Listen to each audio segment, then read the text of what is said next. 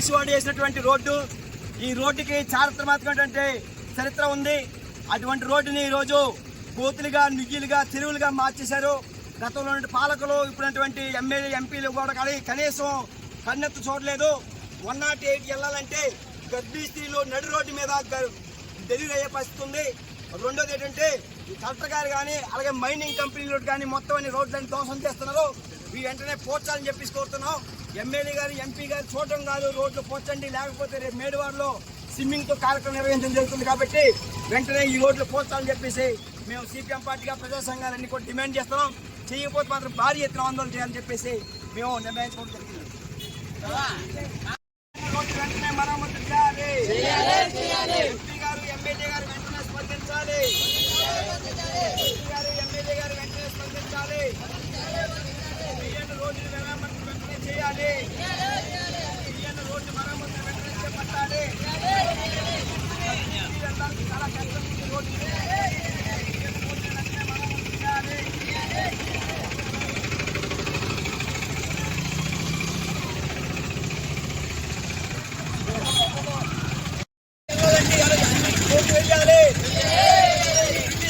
Road రక్షించండి.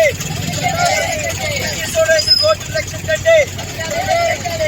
Road వెంటనే మరమ్మతు చేయాలి. రోడ్డు వెంటనే మరమ్మతు చేయాలి. రోడ్డు వెంటనే మరమ్మతు చేయాలి. ఎంపీ గారు రోడ్డు వెంటనే మరమ్మతు చేయాలి. ఎంపీ గారు రోడ్డు వెంటనే మరమ్మతు చేయాలి. 108 తావులేదు. 108 జిల్లాకి తావులేదు. గొయ్యలు వెంటనే కూర్చాలి.